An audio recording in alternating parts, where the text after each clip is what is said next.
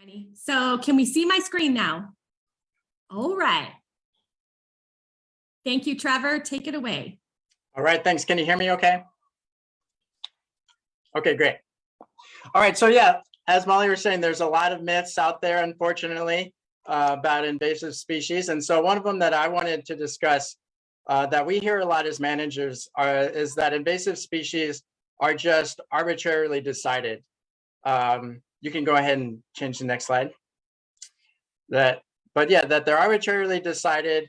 But in fact, we have clear definitions from the federal government and our state government on what constitutes an invasive species. So first off, let's set this record here with native species. These are species that have arrived on their own without the help of humans, from thousands of years ago. And this has allowed them to co-evolve together and in a way that has established a stable ecosystem. They can survive without the detriment of their fellow species. And this is in contrast to invasive species, which cause harm to the species around them. Right. So here in Hawaii, we are pretty isolated, as we know.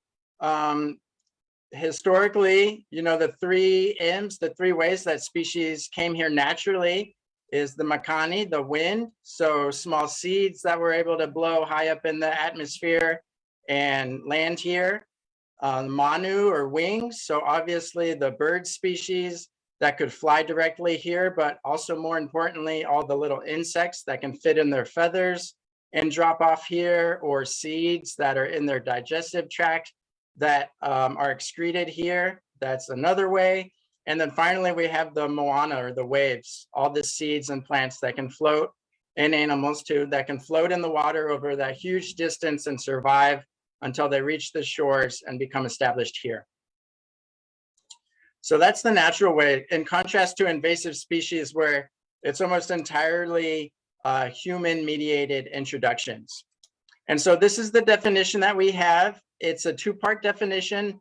It was originally established in 1999 by President Bill Clinton when he signed an order defining this as part one are non-native species to the ecosystem to which they've been introduced. So that's pretty straightforward, pretty easy to understand, not too many misconceptions there. Where it gets a little tricky is part two, and that says that the invasive species are species in which their introduction has caused or is likely to cause harm in one of three areas. And so that would be the environment, the economy, and so that's a pretty broad term. Think about things like agriculture, anything that could affect agriculture, farmland, that's part of the economy. Here in Hawaii, tourism is a big part of our economy. So anything that could cause any kind of harm to, any tourism here in Hawaii, that's a pretty broad topic. And then a third area is if the species causes or is likely to cause any harm to human health. And then, so also in 2000, here in Hawaii, we have a fourth area of concern, which is if any species causes or is likely to cause harm to our way of life here. And so that's kind of a broad definition. And I think sometimes those can get a little bit confusing. That's where there's some gray area in kind of the vague statements. And also people get mixed up where it says it's likely to cause harm. So that means it doesn't actually have to be causing harm as we see it, but if scientific studies show, or if research has shown that it's possible that it will likely cause harm in the future, then even then it can be labeled as an invasive species and managed in such a way. Okay. And so I wanted to take the time real fast to also separate introduced species from invasive species. Introduced species, obviously, is pretty simple. Anything that's not native here, like as I covered before. And, that can include things like the canoe crops that the ancient Polynesians brought with them, that all the staple crops that they survived on, things like kalo, that it's been here a long time, but it's not native. but it's not really causing harm in any of those areas that I'd mentioned. Since it's not causing any harm, it's not labeled invasive, simply introduced, and no problems there. But the picture on the right is smothering seaweed from Kaneohe Bay. And you can see in that picture, clearly smothering corals, causing high damage to the coral ecosystem, potentially causing damage to the tourism industry in Kaneohe Bay and other areas. So pretty easily, clearly labeled an invasive species. All right, and also only 10 to 15% of introduced species actually become invasive. Again, a couple of easy contrasts. Starfruit, is an introduced fruit. It's not native here, but it's not taking over. It's not harming any other plants in the ecosystem, compared to strawberry guava, where clearly we see large tracts of forest land that's taken over by strawberry guava. It grows so closely together that it outcompetes a lot of native species, clearly causing harm to the ecosystem. And I want to point out here too that I think a lot of times the public has the misconception that managers work in order to retroactively things become established here, and we work after the fact to try to manage them the best we can, that is true. Unfortunately, there's a lot of things that become established and we can't eradicate them in time. But also here at DAR, at the Division of Aquatic Resources, we implement as-ISC screening tool. So that stands for Aquatic Species Invasive Screening Tool. And we use that, and there are also a lot of other terrestrial similar tools that terrestrial folks use to screen out species that have a high invasive potential. And so we can look at species from the mainland, from species from China, all over, and it puts in a ton of information into this software, looking at things like habitat suitability and looking at the habitat of a species native range compared to here in Hawaii, looking at a species reproductive output, its lifespan, a lot of things like that, and it'll crunch all those numbers that we put in and spit out an invasiveness factor. And so then we can use that proactively instead of reactively and manage species. We can regulate species, even we can ban them from importation. Some species that have a super high invasive potential, we can even ban from bringing to the state. And so I just wanted to throw that out there as well, that we do work proactively and not reactively to everything. So thanks.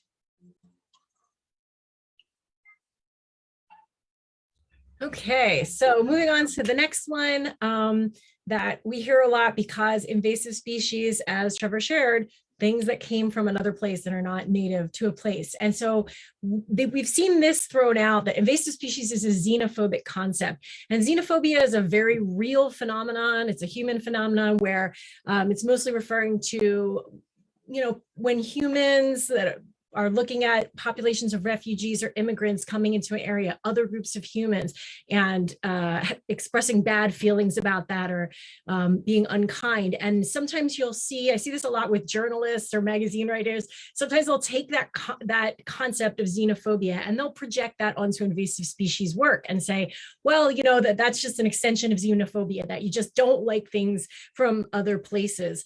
And I'm not totally comfortable with that, because we're talking about a phenomena that's between humans, which are members of the same species, versus things that are happening in ecosystems that are between members of different species, right? We don't look at lionesses taking down an antelope on the Serengeti and say that's murder and it's a conspiracy to commit murder, right? So it's not a really good fit to move to take a human concept and apply that to an ecological system. Molly? So one of the things that I really want to share with that is I love this imagery.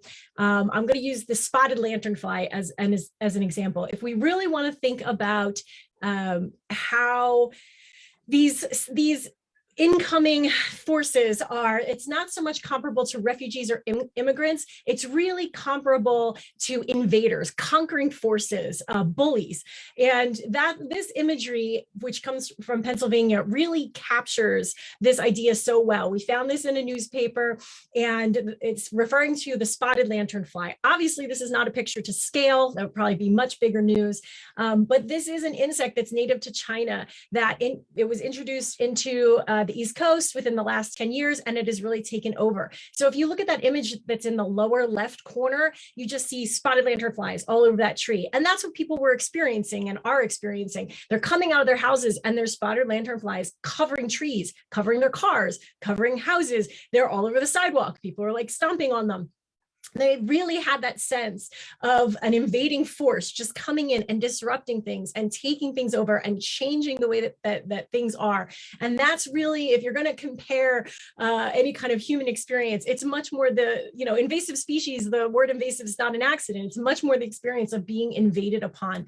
And that's because these species have characteristics that lead them to be something of bullies. They grow and mature very quickly. They produce a lot of offspring, whether that's seeds or that's babies, things that are going to multiply very quickly, and those offspring are going to spread. If you're a plant that can produce a seed that is carried by birds, that bird is a really good dispersal mechanism to carry your offspring all over the place, really give you that chance to be very aggressive in your new environment and take over your new environment. You're not limited to maybe a small elevational area or a small temperature range. You really have the ability to spread into a lot of zones. All of those things are going to lead to you being an invasive species.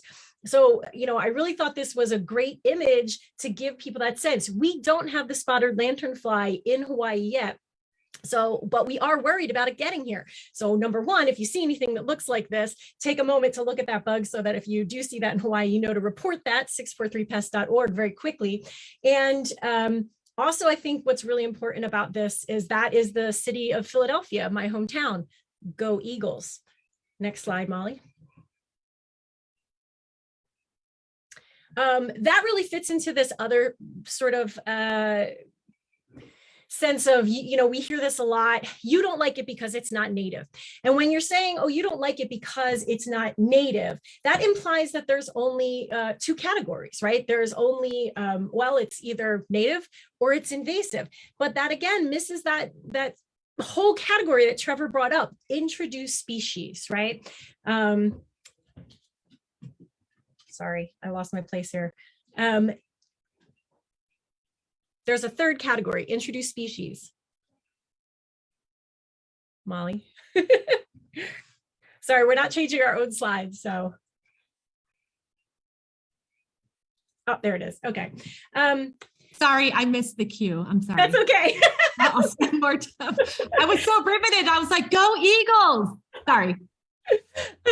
So when we talk about introduced species, right, those are things that are not native. And lychee, for instance, is something that's not native to Hawaii. It's actually from China, same place as the spotted lanternfly, which is an invasive species. But would we consider lychee to be an invasive species? Well, let's look at that second part of the definition.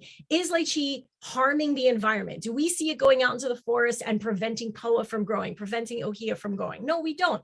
Do we see it harming the economy? Well, no, actually, it's a benefit to the economy, right? It's something that can be farmed. It's a crop. This is something that produces income for folks. Is it harming health? Well, I've heard of some people having some allergic reaction where it doesn't feel, they get the itchiness around the mouth, but mostly fruit is pretty good for our health. And I haven't heard of anybody ending up hospitalized from lychee poisoning. And so overall, it's really just a benefit to us and a benefit to our health. It's really nice to have in our backyards. We would never consider that an invasive species. Yes, it's from someplace else. Yes, it's from China, just like spotted lanternfly, but lychee is not having that impact of harm. Let's look at another tree like albizia. Albizia causes severe economic harm. We have documented millions and millions of dollars of economic harm in Hawaii. Does it cause environmental harm? Yes, we have documentation. These trees grow up. They create such a massive amount of shade that native forests underneath cannot replenish, right? The plants are not getting access to the sun. Does it cause harm to our health and way of life? Absolutely. At least one person has died in Hawaii because of falling albizia. Many people have been injured. We've had many houses crushed, cars crushed, all kinds of roadside incidents. So this is something that is considered really dangerous.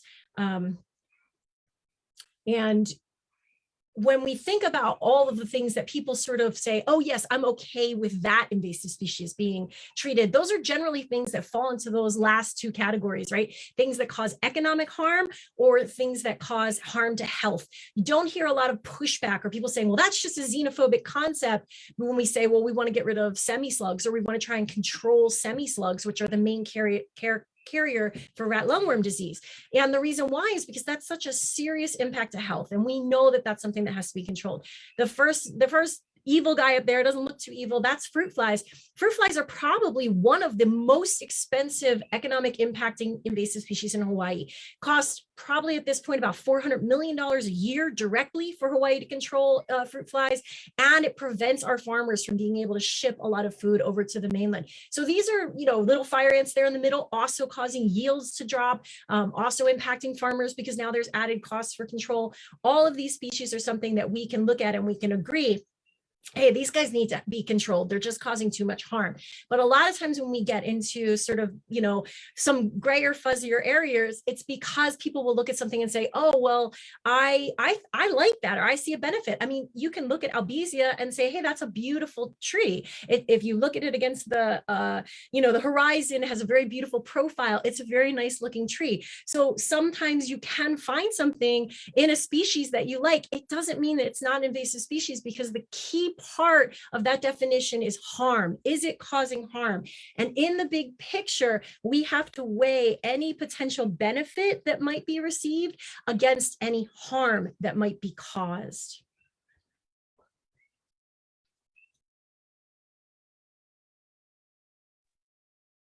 Thanks, Penny. I'm Tiffany Canini, and I'll be talking about the idea that some plants or animals can be invasive because they're beautiful or we have a use for them. Can't be. I mean, I said can't. Sorry. Fact: invasive species that serve a purpose are still harmful to our environment and can be considered invasive. Next.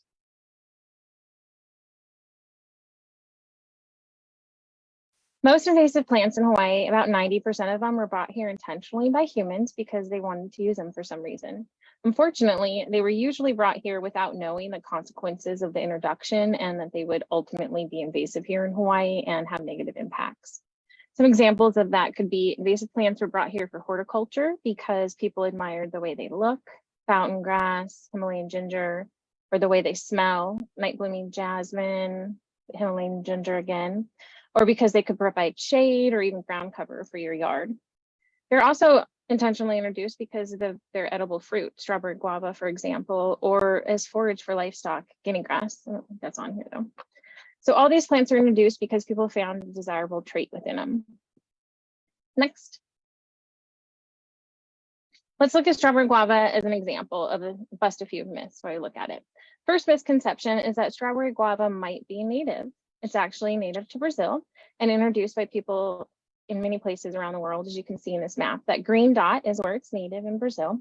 All the red dots show where it was introduced by humans. Most of them now consider it invasive due to its negative impacts in the area. In Hawaii, it was introduced in 1825 because of its edible fruits. And over the last 2 centuries almost, people have become very accustomed to it and its many uses, but it's not native. As many of us know, we like to use it for jams, juices, jellies, and other food products. The wood is also used for firewood or for smoked meat. Next. So what makes strawberry guava invasive? It's useful, right? Well, it invades up to about 4,000 feet across the island chain. It forms these dense monotypic stands where nothing else can grow in the area. You can look at the pictures on the right, show that. The place displaces native species and replaces our native habitat. Due to its abundant fruit production and very high viable seed production, strawberry guava stands can also provide a refuge for invasive fruit flies, as Franny mentioned earlier. Rats, pigs, and non-native species or bird species eat the fruits and spread them well beyond their fruiting trees. causing it to be introduced to new areas and spread across our forested watershed. So the pictures on the left, you can see some of that in action. The picture on the top left is actually seedlings growing from pig scat here in Kokee. Thank you, KRCP, for the picture. Strawberry guava forests lose about 25% more water than our native ohia forests. Because of all these impacts, yes, it is invasive. While strawberry guava is very delicious and is used in a variety of foods, it is also an invasive plant that is negatively impacting our forested watershed, and it needs to be managed. The last myth for strawberry guava is that the goal of strawberry guava management is not to take away the plant completely and eradicate it from the island. The goal of the management across the islands is to keep it from spreading and choking out our native forests.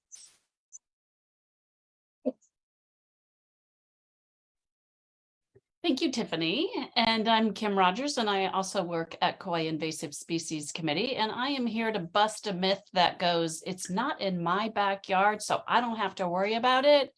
Or something similar, it's not invasive in my yard, so what's the big deal? Well, here are some things to think about. First, wind. Did you know albizia trees are able to produce seeds by 4 years of age, and that their seeds are spread in the wind, allowing them to spread quickly over large areas? For instance, in the Rainbow Falls area of Hilo, albizia population grew from 10 acres to 35 acres in 15 years. That's a 253% increase. And in doing so, it blocked some beautiful scenic view plains in the area. Second, let's talk about the African tulip that's in the middle of this slide, the middle photo. It was imported to Hawaii in 1871 by Dr. William Hillebrand, has a beautiful orange kind of tulip or cup-shaped blossom. Recently, the Division of Forestry and Wildlife of the Hawaii Department of Land and Natural Resources designated this tree as one of Hawaii's most invasive horticultural plants. The tree grows up to 6 feet per year. Its seeds are numerous, and yes, they are also dispersed in the wind. Then the photo on the right, koa haole, or also known as haole koa, same thing, wind dispersed seeds. What all of this means is if any of these are growing near you, they can easily find their way to your yard. And if they are growing on your property, they will pop up in your neighbors' yards. If they're growing in the forest, they can choke out native plants, creating erosion problems during heavy rains, and even coat the coral with sediment, potentially killing off the reef and its inhabitants. But wind isn't the only concern. Birds get in on the act too. Take the common ornamental landscaping plant known as fiddlewood. It's the photo on the left. It's also known as juniper berry. Ironically, its original introduction to Hawaii was to feed non-native birds. It's those same non-native birds that are now spreading invasive species across Hawaii, including fiddlewood, which is now considered a pest on all of the major Hawaiian islands. So just 3 of these fruit-eating non-native birds that are very common at our lower elevations, literally just in about everybody's backyard. They are contributing to spreading invasive plants and trees from your yard potentially into a neighbor's yard. Here's another thing to think about, is how invasive species move around the island and or inter-island. And that is infected wood. You've probably heard of rapid ohia death. It's a fungal disease that's killed hundreds of trees on Kauai and over 1 million on Hawaii Island. In 2016, a quarantine rule went into place that requires inspection of all ohia plants and plant parts before leaving Hawaii Island. Right after that rule went into place, ohia posts were packed up and headed for Kauai, but before they could depart Hawaii Island, they had to be inspected by the Hawaii Department of Agriculture, and lo and behold, they tested positive for the fungal pathogen that leads to rapid ohia death. Now, in that case, thankfully, unfortunately, in that case, the deadly fungus was caught in the posts, but fortunately, the shipment could be stopped in time before it left one island and moved to another and potentially infected other trees elsewhere. This leads me to biosecurity. A recent survey of Hawaii residents shows that the vast majority, 93% of Hawaii residents, consider invasive species to be a serious issue. So what we like to encourage is be part of the solution. In fact, in order to help prevent the spread of rapid ohia death, before and after you spend time in the forest, we encourage good biosanitation practices. What do we mean by that? First, remove as much mud off your footwear and gear as possible. Second, then spray your footwear and or gear that's had mud on it with isopropyl rubbing alcohol. 70% will do fine. And if and when you ever see a boot brush station, no matter if your boots look muddy or not, always use it, because you never know what microscopic pathogens might be hitchhiking on your boots. So biosecurity, we can't recommend it enough. And in fact, just last week, a new biosecurity exhibit went up at the Honolulu airport. So next time you're traveling, if you're going through the Mauka concourse in Terminal 1, stop by and check out this display. It's amazing. It's the photo on the top right on the slide here. It's interactive and it's very educational. Educating yourself on what an invasive species is the great first step in the fight against invasive species. Please also consider, in addition to educating yourself, be a good neighbor. Don't plant invasive species. Instead, plant pono. Visit plantpono.org, the website, to find the perfect plant for your yard or your property that won't invade your neighborhood. Also, another thing you can do is speak up. Encourage your neighborhood board or association to plant pono. If you see something invasive growing at your child's school, be the squeaky wheel and ask them to remove it. And as I mentioned before, report invasive species to 643pest.org. Lastly, it doesn't hurt to encourage your legislators to support our statewide biosecurity plan and efforts. Finally, to wrap up, and to bust that original myth that I shared, remember, invasive species are everyone's problems. Hawaii's fragile native ecosystems need everybody's help. Please help. That's a great message, Kim. So I'm going to jump to a myth that I think a lot of people like to sort of soothe themselves with, which is, well, yes, these are all serious problems. Invasive species is a serious problem, but nature will balance itself out. And people tend to use that as a sort of panacea. But I have to include this because I think we all remember this iconic moment when Jeff Goldblum shared with us all this idea that life finds a way, right? That's where this idea comes from. Well, nature is out there. Nature will take care of this. Life will find a way. And that's a nice soothing thought. And it really lets us off the hook. We don't have to do anything. But Jeff did not mean this as a soothing thought. This wasn't meant to be a comforting thought. He meant this as a warning, because we're talking vast destruction when humans are coming in and they're messing around with something, and it's really going to take a human response to be able to fix that. There is a sense that a lot of folks have that nature is separate from us, right? We have humans and the human world here, and then there's nature out there, and it's separate from humans. And that's not something that all cultures, that's not a viewpoint that all cultures share. Certainly a lot of indigenous cultures, Hawaiian culture, the viewpoint is very much that humans are a part of nature. And so our actions within this system have impacts. And, you know, there's a sense of kuleana for those impacts. I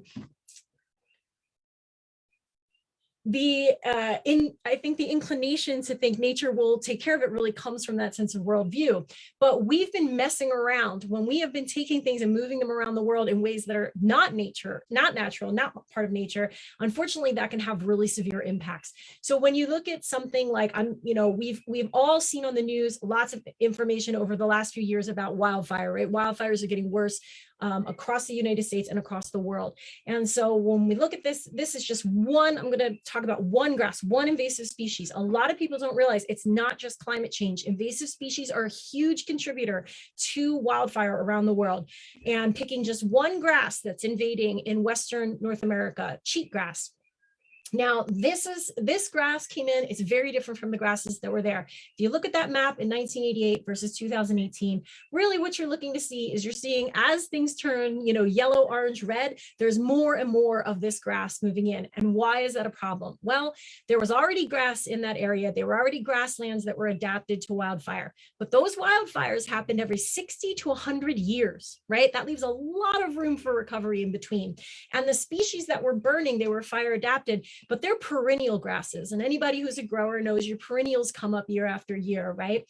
Cheatgrass comes in and it's an annual grass. It grows up, it seeds, and it dies, completely dies immediately, which creates a very, very dry plant, as opposed to a perennial, which maintains some moisture in it. So it's not going to burn as hot and it's not going to burn as fast. When you get into perennials or annual grasses, now you're just creating fire fuel. Once that plant has died, it's an intense fuel. It's going to burn very hot. And now we have fires that are occurring in places, sometimes at less than 5 years separation between fires. That's not enough time for the ecosystem to recover. So a lot of times, people are thinking, well, nature will take care of that. Look past the yellow, the red, the orange, even the green, and you can see that there are state lines drawn in there. These are entire states in the Western United States that you're looking at. There are people living in there, lots of people. And so even if you're thinking, oh, well, that's not, I'll just let nature take care of it. That's not really how it works, because nature is going to come up on you, right? Like nature's not going to leave you out of it. It's not going to leave humans out of it. We are part of this system. And what we see each year on the news, we see massive destruction, massive loss of property, massive loss of life. And these impacts are not just towards humans. These impacts also affect the rest of nature that's out there. I'm sure people remember this was a very devastating occurrence in 2020 in Australia. Huge wildfires across Australia. This is a worldwide problem. And again, pointing out that a grass, an invasive species, more than one grass, I'm just picking one again, in this case, gamba grass, 12 feet walls of vegetation just create literally just a 12-foot wall of fire. But what was lost there, not just the homes, the towns, loss of human life, but they're estimating 3 billion animals, 3 billion animals. And Australia has a lot of endangered species, very similar to Hawaii. And many of those endangered species lost 80% of their remaining habitat. So they're already restricted to a much smaller zone than they used to have, prior to humans interfering. And now that zone has gotten even smaller. So this is something where, when you're talking about, okay, well, we'll let nature handle it, maybe nature needs some help. And humans really need to step up and take some kuleana for that and make sure that we're part of the solution. One of the interesting things about wildfire, it's not just happening in Australia and, in the United States and Canada, it's happening here in Hawaii at an alarming rate. And I want to put in a little commercial for this. If you have your phone, you want to take a quick picture, that QR code up there in the corner, we are having a webinar coming up that's really going to dive a lot deeper into wildfire. So moving on. Another myth that comes up a lot is that people think there's nobody doing anything about a lot of these invasive species. They're very common and a lot of people have them in their yard and they see them in their community, but they really don't know if anybody's doing anything about it. But that's not exactly true. So aside from habitat loss, invasive species pose the biggest threat to natural resources and the ecosystem services that they provide. This is flood control, erosion control, wildfire prevention, like Franny mentioned. It's also prevents water capture and decreases water quality. But invasive species also affect the integrity of our economy and the agriculture and the health of the residents here in Hawaii. Because invasive species impact all of those areas, every single department in the state of Hawaii has some sort of invasive species management plan built into it. This slide just shows a few, however, there's many, many more. So for example, the Department of Health is concerned about invasive species, especially with mosquitoes. They're concerned with dengue fever and Zika virus. The Department of Transportation is concerned with invasive species, especially when it comes to invasive trees like albizia. If they fall and block the roadways, it prevents emergency services from getting through to helping people that are suffering from any sort of storm issues. The Board of Water Supply, that's the Honolulu Board of Water Supply in the bottom left-hand corner, they're concerned about invasive plants invading the watersheds because, as Tiffany mentioned, they reduce the amount of water that's captured and filtered into our aquifers. So every department in the state of Hawaii does some sort of invasive species management. The annual budget for invasive species management is minuscule compared to what we spend here in Hawaii. The budget for 2024 is $8.73 billion. However, less than 1% of that gets funneled to DLNR, Department of Land and Natural Resources, and only 0.2% goes to Department of Agriculture. And as we talk about biosecurity, preventing these things from coming into the state is absolutely important. It saves us a lot of time and money. So if we can stop it before it gets established, that's our best economic savings. So while we just spend $57 million a year across all agencies, that's only 0.4% of the budget that's dedicated to biosecurity. However, if we could increase that just 0.3%, that's $37.8 million, we can actually start supporting all of the actions in an existing biosecurity plan. That additional 0.3% would have an exponential savings in the billions. And this is from agricultural production, which also leads to food security. It will protect one of our biggest economic drivers, which is tourism at $15 billion. It also helps our floriculture and horticultural trade. But beyond that, it also protects our watersheds and thereby, again, our water supply. It protects our nearshore reefs from sedimentation, from erosion. It protects our native species that are already suffering and that are threatened and endangered. But it will also, in the future, preserve a resiliency for Hawaii in the face of some climate change and weather patterns that could absolutely affect things like our water capture.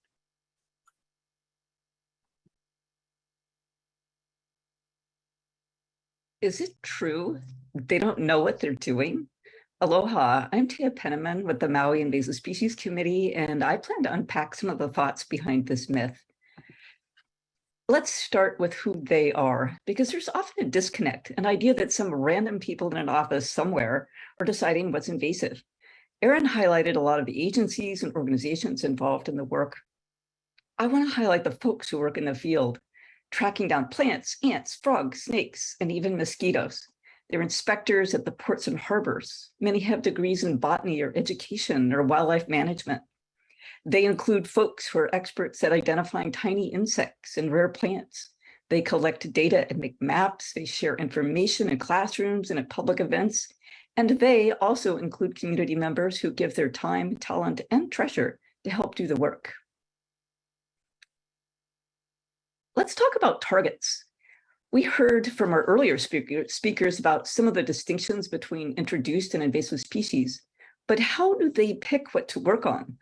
Before a decision is made to take on a new target species, resource managers first assess the potential harm posed by a particular species. They do that using standard tools or protocols. Trevor talked about some of those tools, including the Hawaii Pacific Weed Risk Assessment, which is a great example. Devilweed, a current target on Oahu, scores out as high risk, but lemons not so much.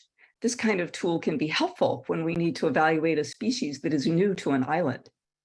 In general, we need to consider, as we heard from other speakers, about how a species spreads and reproduces.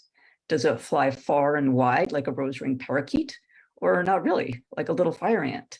Does it have seeds that are easily spread on the wind, or does it hitchhike on plant materials or cars? How long will it take? If there are effective control methods, and what will it cost? We can't take on all of the invasive species, so we have to be selective and systematic in how we choose which ones to target. Once we decide on a target species, what is the plan anyway? Is it to eradicate a species from a particular watershed or from the entire island? On Maui, we're working to keep Miconia out of the higher elevation forests of East Maui. But pampas grass is already in the upper watersheds of both East and West Maui, so we go where the target is. The situation and goals can be very different for the same species on a different island. It's also important to not leap before looking. When the tiny erythrina gall wasp arrived in the islands and started decimating native willy-willy trees, the natural urge was to rush out and start controlling it. But before launching a massive operation, surveys revealed the wasp was already too widespread for that to be effective.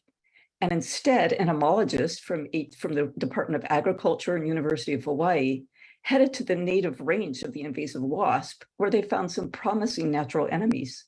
That was followed by rigorous testing and regulatory approvals to be sure the proposed biocontrol agent wouldn't harm other species. In the end, it was a very successful project that saved our iconic willy-willy trees. So planning guided by solid research was the key to success in this case. So they claim it's working. How do they know? Any control strategy has to be able to measure progress.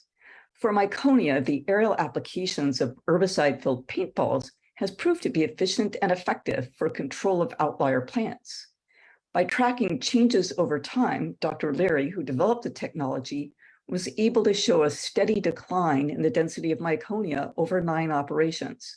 You see that in the graph on the lower left, and a comparable decline in operational costs, the graph on the lower right, the lower left side, the right side, the lower left. For little fire ants, follow-up surveys showed that the presence of little fire ants in baited vials placed across the treatment zone decreased by more than 95%. The red dots in the top image show all the locations where baited vials had little fire ants. And the bottom image shows where the fire ants remained in only a few hotspots after the treatments. What had been Maui's largest little fire ant infestation has become one of its smallest. So treat, measure, evaluate, and report. These successes reflect not just trial and error, but also learning and adaptation. Sometimes folks ask, why are they still working on that plant or that animal or that insect? The answer is that eradications take time, sometimes many years.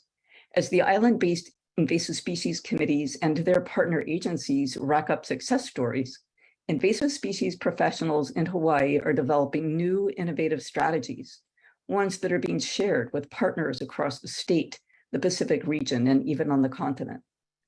Returning to the question of who they are, the folks doing this work are your neighbors, your former or current classmates. Many work the land, hunt, and fish for their families. They are family members who want to protect our islands from the harm caused by invasive species. And they are the kupuna on whose shoulders we stand, whose wisdom and mana'o continue to guide us as we work together to aloha aina. Mahalo for listening to us, and now for what I think is our last myth. So as we close, a lot of people will just automatically assume if it's invasive, it's up for eradication. But as we've seen in some of the previous speakers, things like strawberry guava and albizia, and in some areas and on some islands, some target species are too widespread for that to happen. And that's another reason why it's very important to fund biosecurity. And that's because of the invasion curve.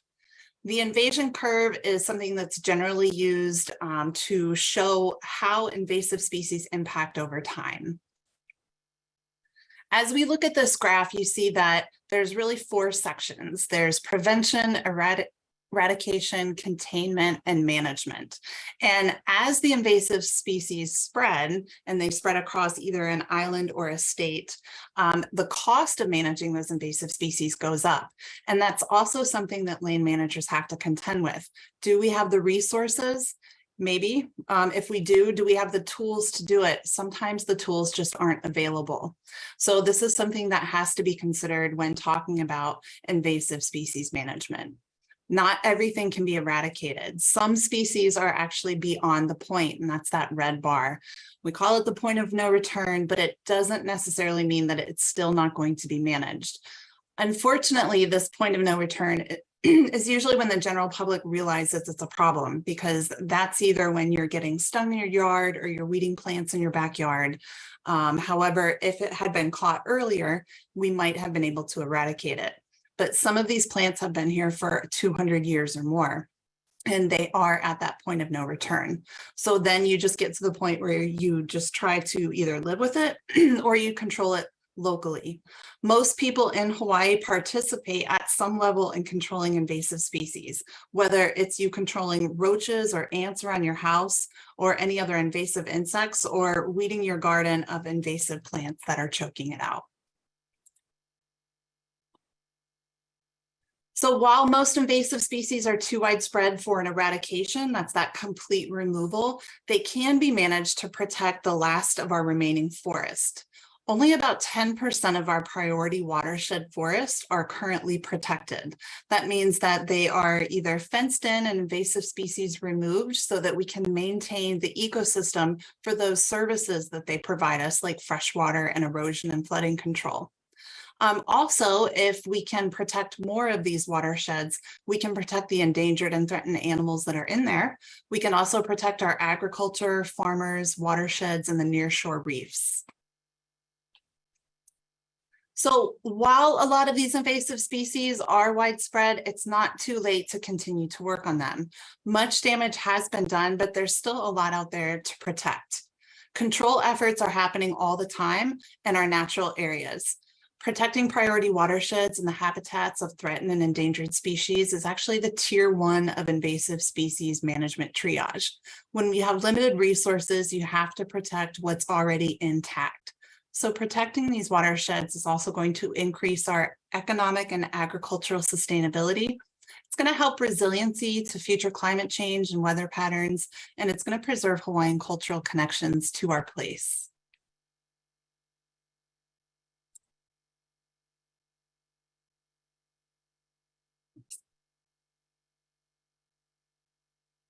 Oh my goodness. Thank you, panel of experts, for such an amazing webinar full of like great facts that we learned today.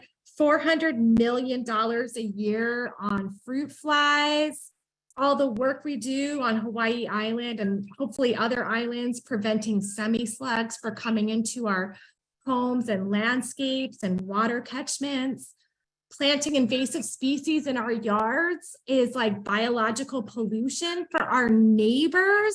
If I have somebody growing autograph tree like 3 lots down from me, like guaranteed a bird's gonna bring it onto my beautiful ohia trees. The bird's gonna excrete the seed, and then my ohia tree is gonna be full of an autograph tree trying to kill it. So I appreciate everything. Trevor, I didn't know about what's it called, the aquatic resource risk assessment. Like, I'm a land girl, like I just know about the Hawaii Pacific weed risk assessment. So it's really exciting for me to hear that you have a counterpart for the water. So thank you, everybody. I learned so much. And so we'll open this up to questions and comments. Jade and Kavehi, do we have anybody asking? There is no questions from Facebook.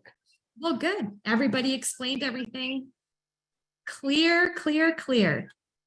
We did have one question about pampas grass and how it arrived in Hawaii. Tea did answer it, but maybe she wanted to go over it for everyone.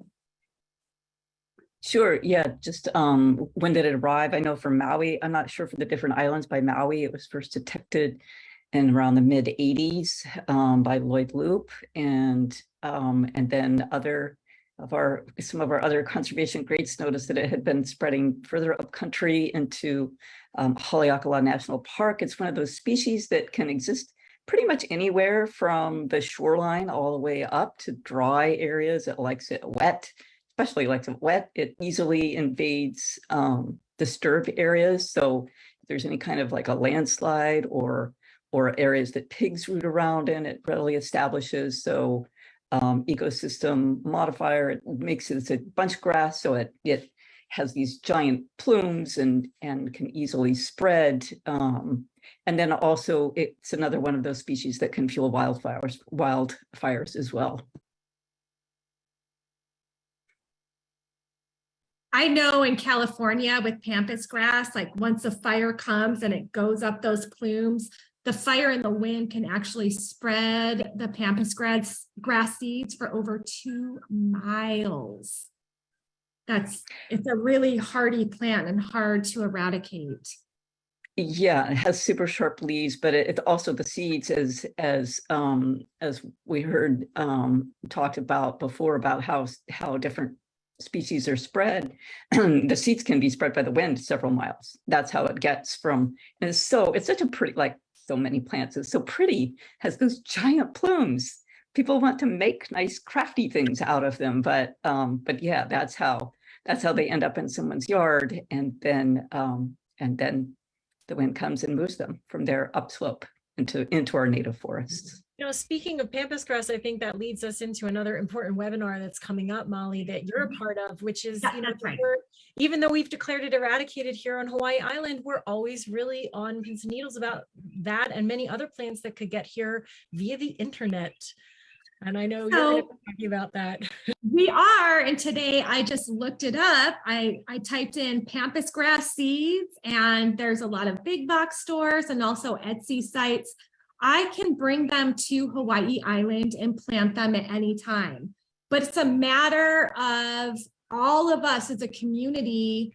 Also, Hawaii Department of Agriculture, they are already stretched so thin. How are they going to know if I'm getting a packet of pampas grass seeds in the mail? I mean, I don't know how they would know it. So say I get it undetected and I plant it. How's anybody going to know that I'm even growing it? One pampas grass population we found here on Hawaii Island, we only found it because we got to a dead end road and had to pull into somebody's driveway and turn around. And I looked back and I was like, that's pampas grass. And then we found another population that we never would have found unless we had backed into that driveway. So just, we cannot be all the eyes on the island, and it takes a community. It takes all of us to be knowledgeable and be on the lookout for invasive species, especially pampas grass. We have a bunch of questions coming in. Okay. Clem wanted to know if this was being recorded, and yes, we're posting it on our YouTube. It should be there by next week. And there's a few other questions in here. One is, if you find something invasive in your yard, what's the proper method of disposal once you uproot it? Well, I guess I would say, I'm not one of the panelists, but it's always good to talk to your local invasive species committee and find out, is it an eradication target? How best to control it on your island? And maybe it's something that's reportable and should be reported to 843 pest. 643, sorry, I'm dyslexic. 643. Yeah, I think it's good to really check on that, because the various species, some things you just uproot it and that's it. Some things are going to reroot. Some things you might want to solarize. You want to put it in a black plastic bag. Each species is going to be different. If it's something that's already seeded, you don't want to throw that seed into your compost pile or take it to the green waste. So I think really taking a look at what stage that plant is in. If it's very young, maybe pulling it out is all you need to do.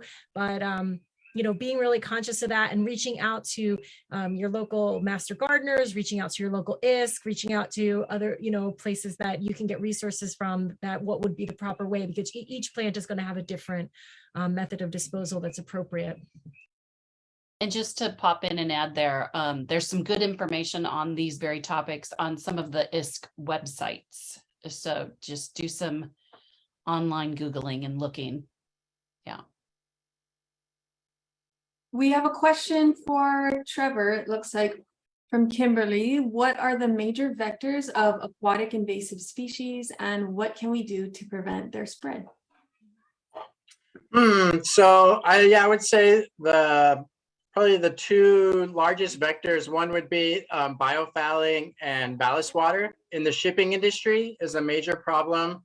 Ballast water being the water that's sucked up into the ballast of shipping containers and then can be released at a destination. And so any organisms that are sucked into that water, and can survive the trip and be released are potential invaders.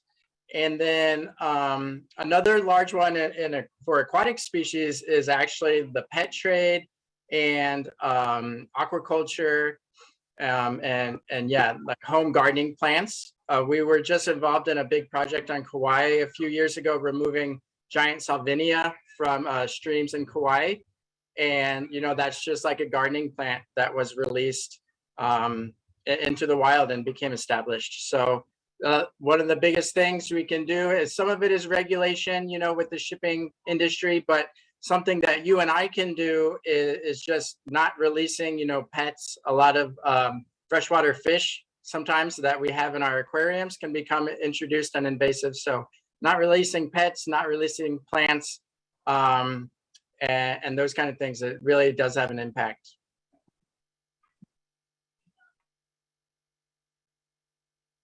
Thank you. We have a few more questions. Tanya wants to know, is there any weight of law, so to speak, regarding invasive species in Hawaii? Are people allowed to grow species that have been identified as invasive? And what is the authoritative body that addresses that? Does anyone want to take a stab at that one? I can talk a little bit about that because it has come up quite a bit as far as plants, that there is a noxious weed list which would be under the authority of the Hawaii Department of Agriculture. Unfortunately, that list has not been updated since 1992. And so it's not currently very effective for allowing for that kind of intervention with invasive species. And again, Molly's got an upcoming webinar with some other folks on and Erin looking at invasive plant laws. So you guys might want to plug the date on that. But as far as animals, there are definitely restrictions on animals. That's much more restricted than plants. So when you're thinking about, what is okay to bring into Hawaii? In Hawaii, we have what we call a clean list and a dirty list with the different things. With animals, there's a clean list. These are the animals that are allowed to come into Hawaii, and that's it. If you're not on that list, you're not allowed. That's it. It's kind of the opposite with plants. We have a dirty list. These are the plants that are not allowed in Hawaii, and if you're not on that list, you're allowed.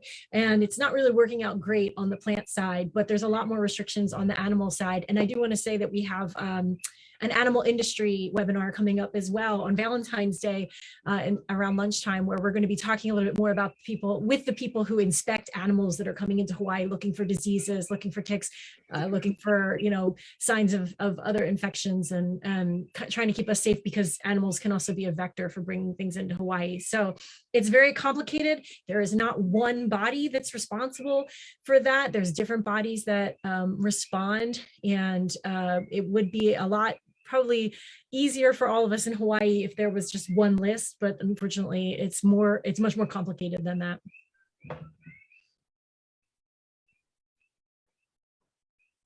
Does anybody want to add anything?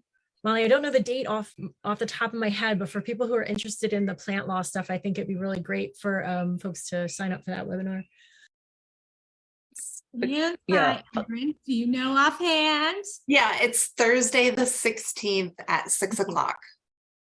And we'll have a legal fellow from Coordinating Group on Alien Pest Species speak to some of those issues and what's being done to move the ball along up the hill to try and get that changed. Moving the ball up the hill. That's what Stephanie Easley does all day, every day.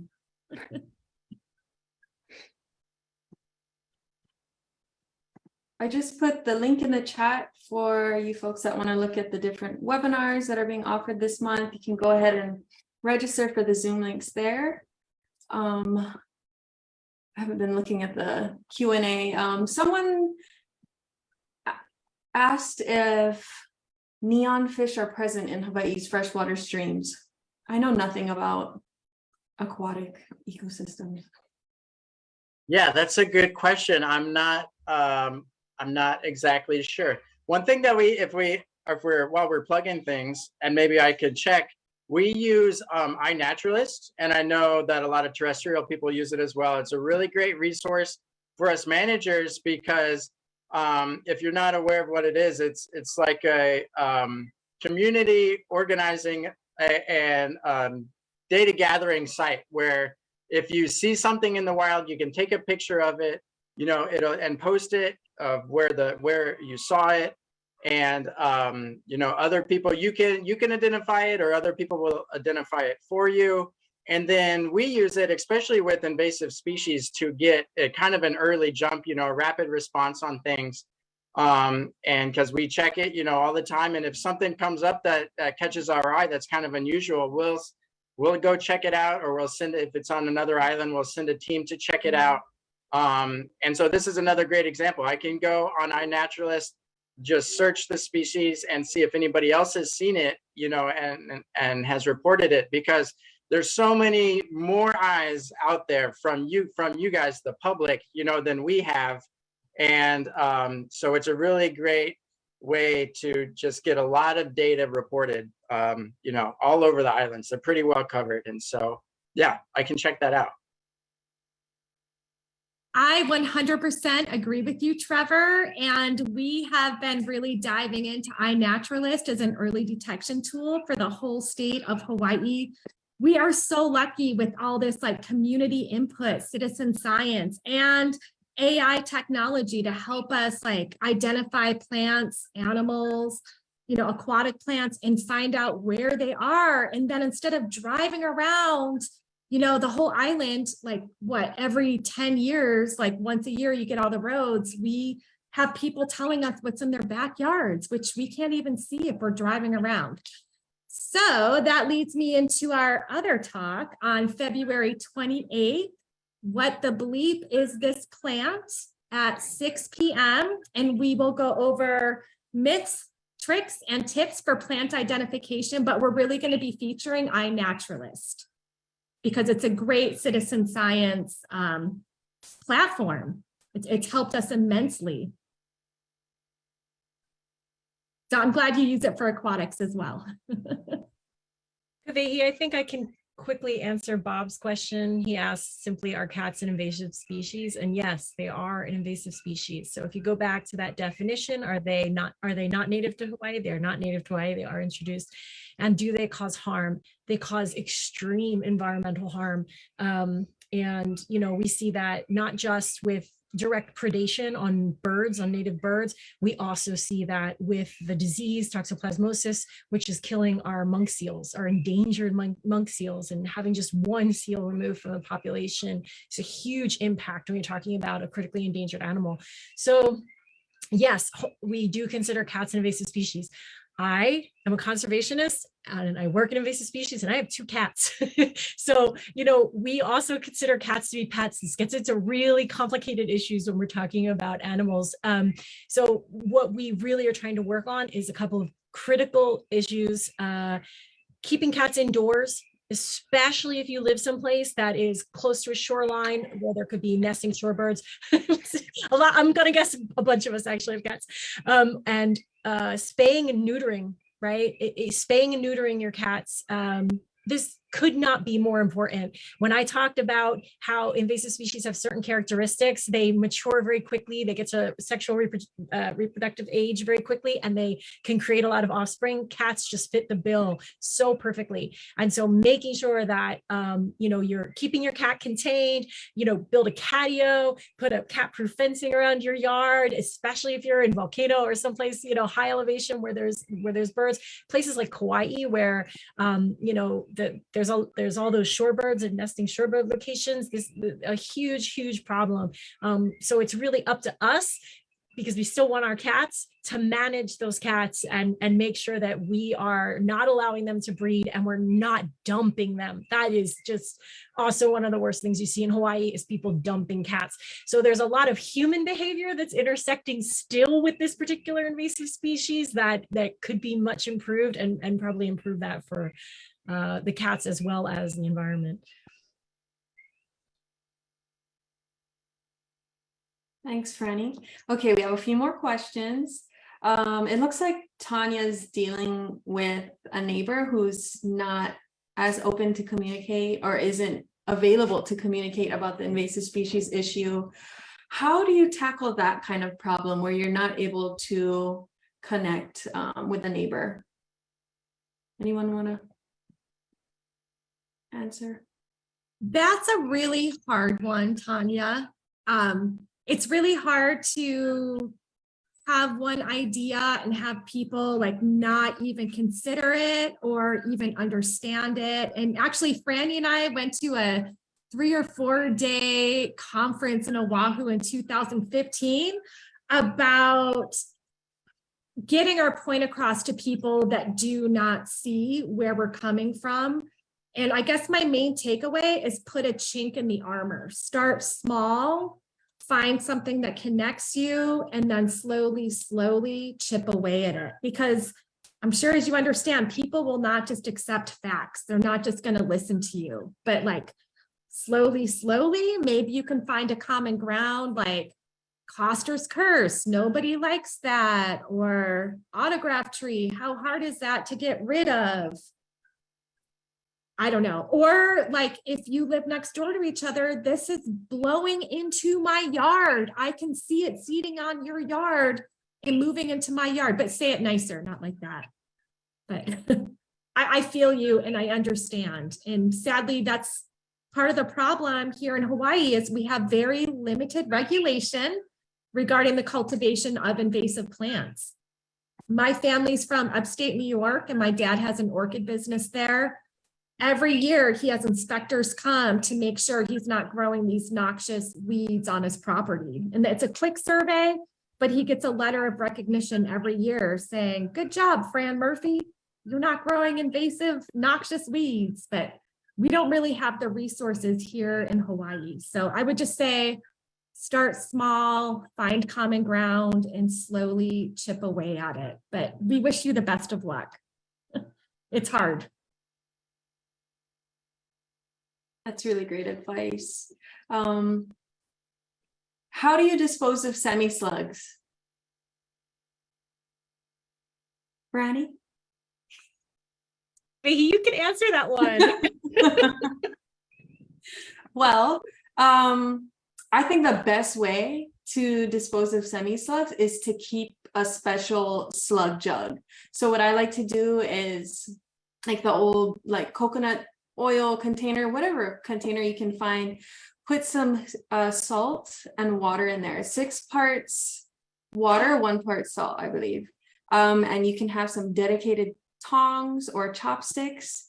And when you go out and you find slugs in your garden, or you go on a slug hunt at dusk, because that's often the best time to go and hunt for slugs, just put them in that slug jug, and that's the best way. It gets kind of stinky after a while, so you just take that and pour it onto some weeds that you don't like, and that salt water will just kill the weeds. I would like to also add one thing to that is it's all about reducing your risk for rat lungworm disease in general, like do the slug hunts like Kavehi said, but also trapping your rats and using Sluggo to control your semi-slugs. But also if you're doing a slug jug, don't use a yogurt container with a snap-on lid, which I did. And I thought it was fine. My yard is fenced, but I don't have a gate. Well, the pigs, wild pigs, could smell it, and all they smelled was salt and slugs, everything they wanted. And they came into my yard multiple times in a week to get to my slug jug because I didn't have it locked in very well. So do a threaded, which should be like obvious, but it wasn't to me. But now I know. And I know in the chat earlier, but maybe we could put just a link to the Bisque web Yeah. page where we do have a full webinar on rat lungworm, and it includes slug control. I'll do that. Yeah, never touch slugs with your hands, with your bare hands.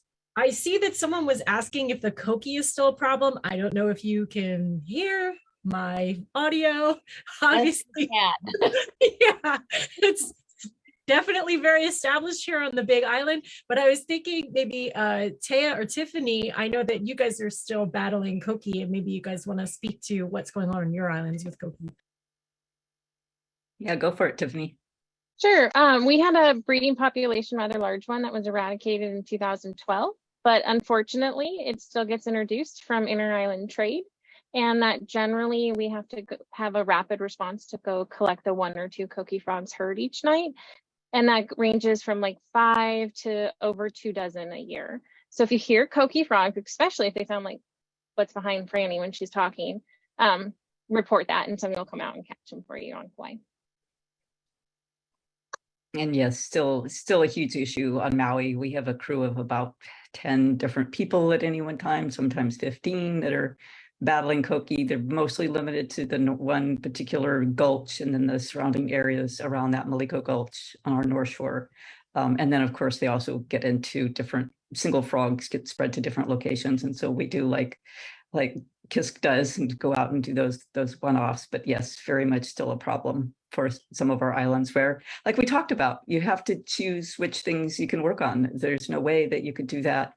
You could take that on Hawaii Island. It's just not feasible at this point.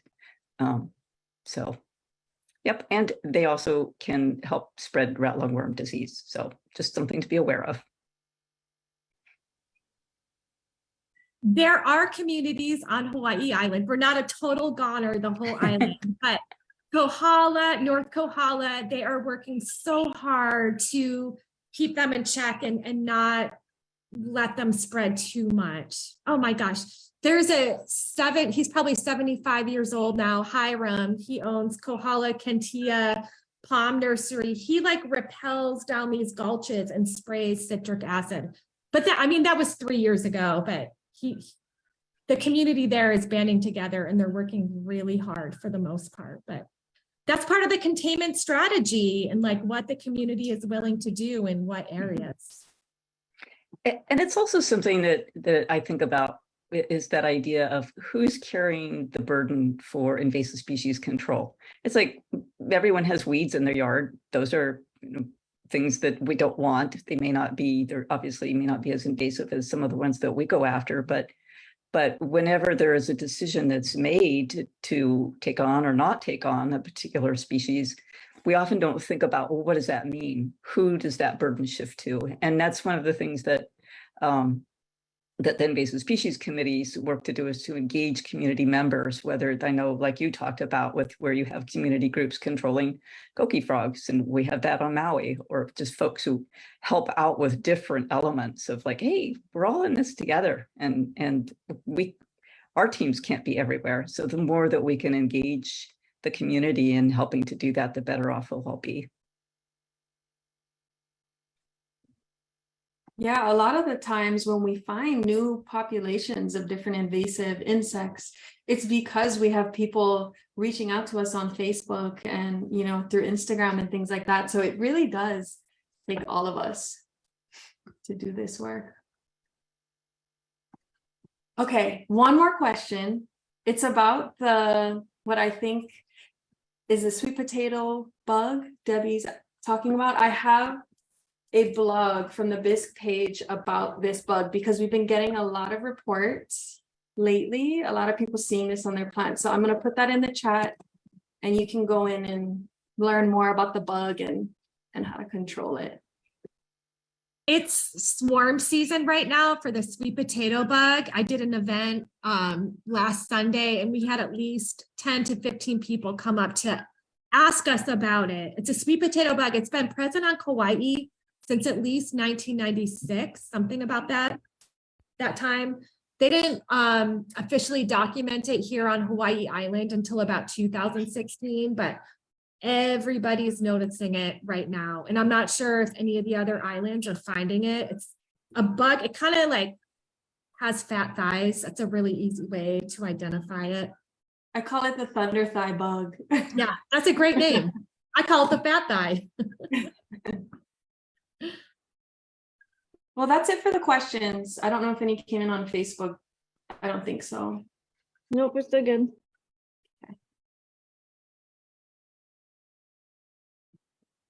Okay, well, thank you, Erin, Kim, Franny, Taya, Trevor, Tiffany, and of course, Jade and Kavehi for spending the evening with us and clearing up any misconceptions about invasive species. I had a great time tonight, and I hope everybody else did too. Aloha. Thanks, everybody. Thank Aloha. you. Aloha.